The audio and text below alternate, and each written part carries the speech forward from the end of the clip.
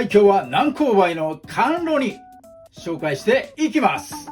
甘く煮た実を食べるので南高梅を用意してください。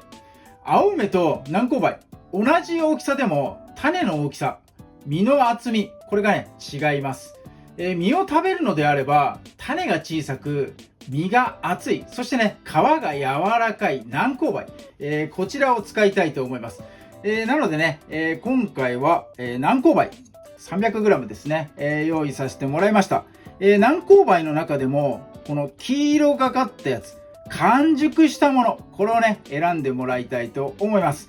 青いのを買ってきて自分の家で完熟させようとね日を置いておくと、その中でね傷みが出たりするんで結局ね損しちゃうんで、もう熟してるものを買ってきてもらうのが一番いいかなと思います。今日南高梅 300g です。そして、グラニュー糖、糖分はグラニュー糖です。透明なシロップ、これを作りたいので、グラニュー糖推奨させてもらいます。もう一択かなと思います。それから煮るお水、落とし蓋にキッチンペーパー使わせてもらいます。ヘタを取ったりするのに爪楊枝ですね、この辺も使っていきます。で、最後保存するのに、ガラスの瓶みたいのがねあるといいかなと思います。おっと、こっちでやろう。ガラスの瓶2つ、これにね分けていきたいかなと思います。もう密閉度の高いこうやってね、蓋の閉まるやつぴったりとがいいかなと思います。タッパーとかよりはガラスのねこういった瓶の方が、外圧からね守れるんでいいかなと思いますんで、100均等でね僕いつもこれ買ってるんで、真似してもらえればいいかなと思います。はい、じゃあこの材料で早速作っていきます。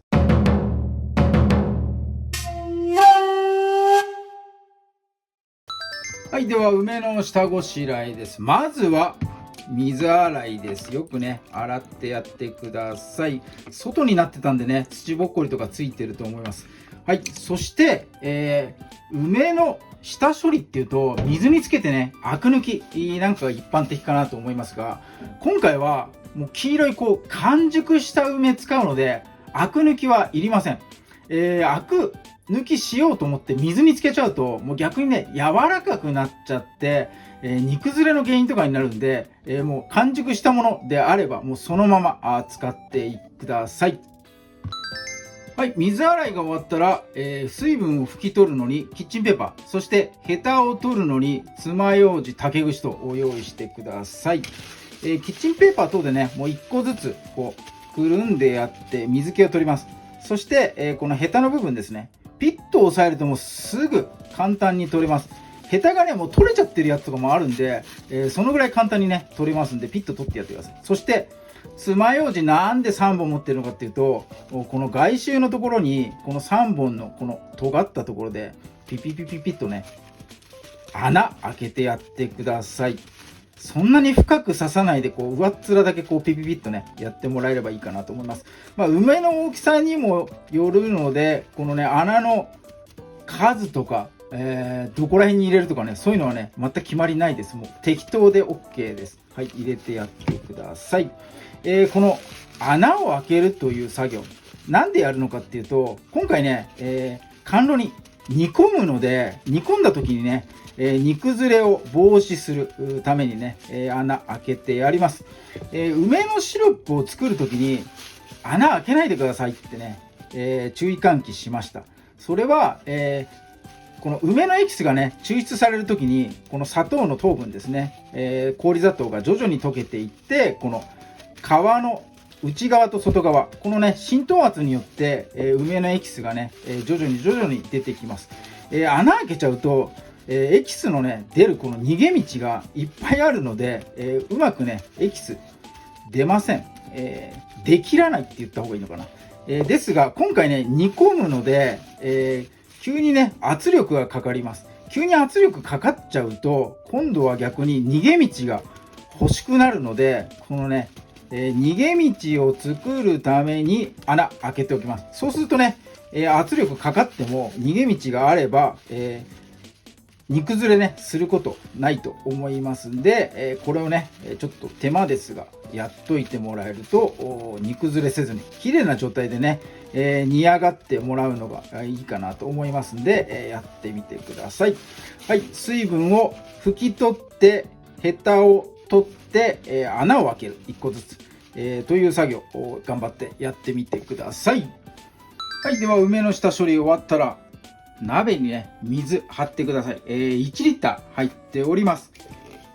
今回の甘露煮する前に、一度ね下茹でします。これお水の状態から、茹でていきます。ただ下茹でといってもね沸騰させるまで、やらないでください。温度帯的に言うと熱い風呂よりももっと熱いぐらい、50度ぐらい、50度のお風呂なんか入れないですけど、温度計ある方は温度計使ってもらって、ない方はもうアナログでねもう指入れて確認するしかない。あちちってなったらねもう50度です。はい、適当で大丈夫です。温度帯は、沸騰させない温度、そこのね、温度帯に、梅を持っていってやって、そこでね熱いお風呂にずっと使ってもらうみたいなイメージ。10分ぐらいねそこにつけといてやれば、下茹で完了となります。はい、鍋の口とね、梅自体にも気泡がつき始めました。怪しいですね。指をちょっと入れてみましょう。熱い、もうダメです。これ50度です。はい、火を止めて、蓋ね保温でしてやりましょう。はい、10分間放置しておきます。はい、10分経ちましたんでね、ざるに開けていきましょう。ちょっと優しくやった方がいいかな。こうよいしょ。はい、こんな感じで、下茹で、OK になります。はい、ではね、本番の煮込みに入ります。同じ鍋で OK です。水再度1リッター使っていきます。そして、グラニュー糖 200g ここにね、入れます。最終的には 300g 使います。あと残り 100g、これは、煮終わった後にシロップだけを煮詰める作業、ここでね、糖度を上げたいと思いますんで、そこにね 100g 使っていきます。取っておきます。はい、じゃあ火をつけていきます。この砂糖をまず溶かしたい。なのでね沸騰してからこうわちゃわちゃやるのではなく、もう温度が上がっていくさなかでねこうかき混ぜながらこう砂糖をグラニュー糖ね溶かしてもらいたいと思います。はい、砂糖が溶けきったらまだ沸騰してないんですが、このね沸騰の温度に行く前に多分砂糖溶けきると思います。そのタイミングで梅入れてください。沸騰してから入れると急にね熱い温度のとこ入るんで、それがねやっぱり圧力かかっちゃって梅に良くないかなと思いますんで、途中の段階で入れてやるとね、ぬるま湯にさっきぬるま湯じゃないな50度のお湯ね使ってましたんで、そこからね、温度変化あまりなく梅にね負担かからずに、このシロップの方に入れるかなと思います。でシロップに入れると浮きます。塩のいっぱい入ったプールに、人間の体浮くみたいな感じ、思ってもらえるといいかなと思います。浮くのでここでねこの白いのは何だってキッチンペーパーです。はい、落とし蓋をしてやります。キッチンペーパーで OK です。溶けないか心配みたいなね声もあるかもしれません。大丈夫です。はい、厚手のものとかの方が心配だったらねいいかなと思います。リードとかがね厚手でいいかなと思います。はい、落とし蓋したらもうこの後梅に仕上がりまで一切触りません。この状態でね、加熱していきます。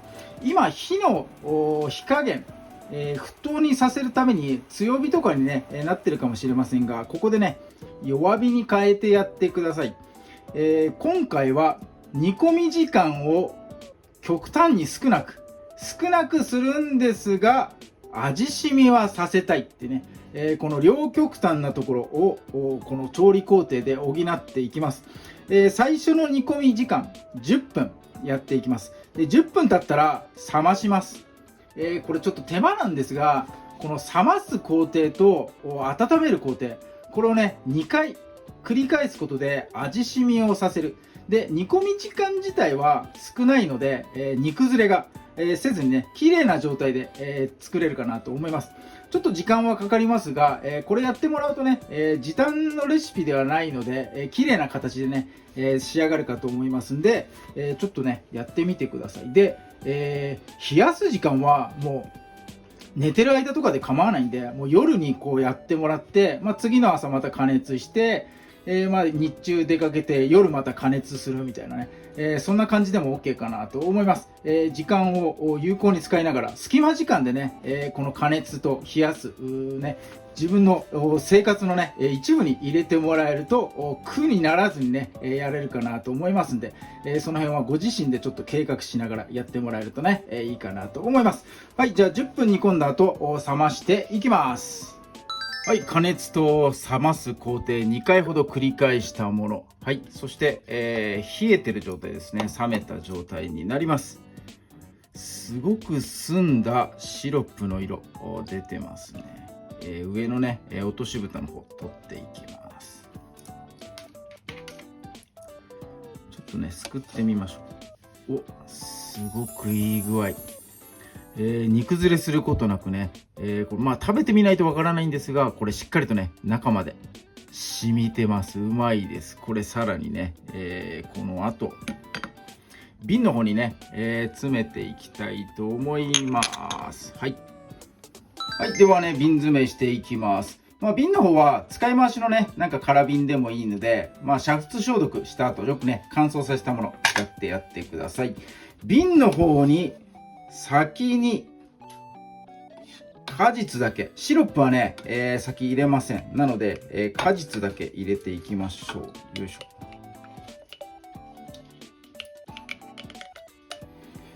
ちょっと難しい。ちっちゃいスプーンの方がいいかな。よいしょ。いい感じ。はい、欲張らずにお玉ではなくね、1個ずつやっていきましょう。よいしょ。今日は瓶を2つ使いますが、大きな瓶にね、ひとまとめにしてもらっても全然 OK です。その辺はもうお好みで、やってください。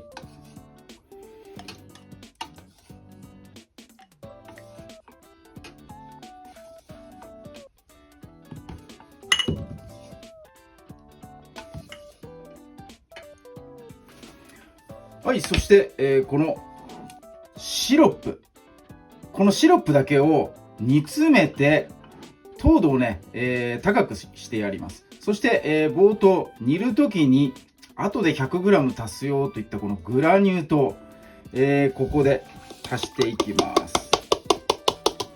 グラニュー糖 100g 入れたこのシロップを、かさがね、半分ぐらいになるまで煮詰めてもらえればいいかなと思います。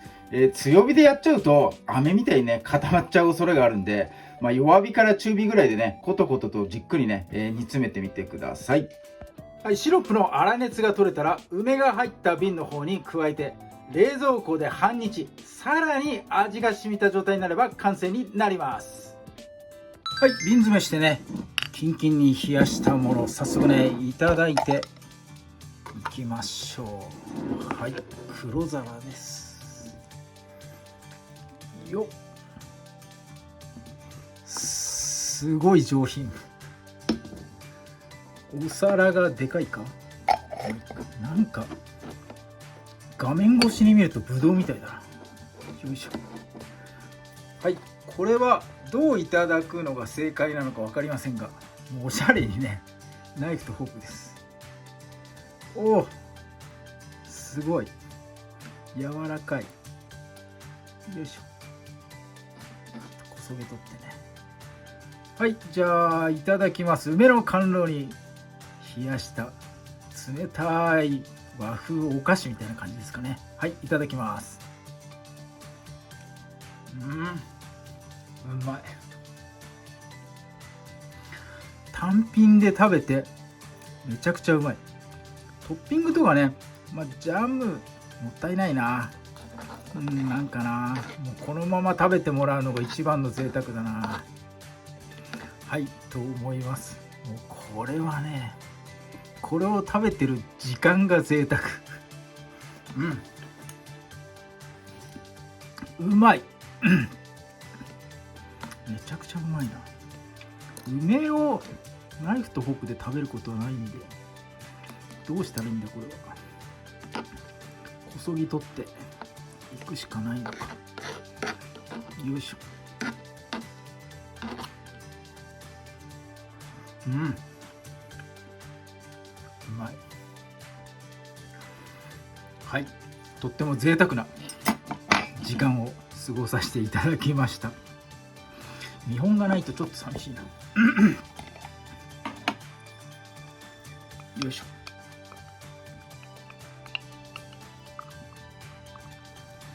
すごくね、もうパンパン。こちらはちょっとよいしょ。煮崩れせずにね、しかもねシワがね入ってないんですよね。これがねもうこのレシピの最大の魅力かなと思います。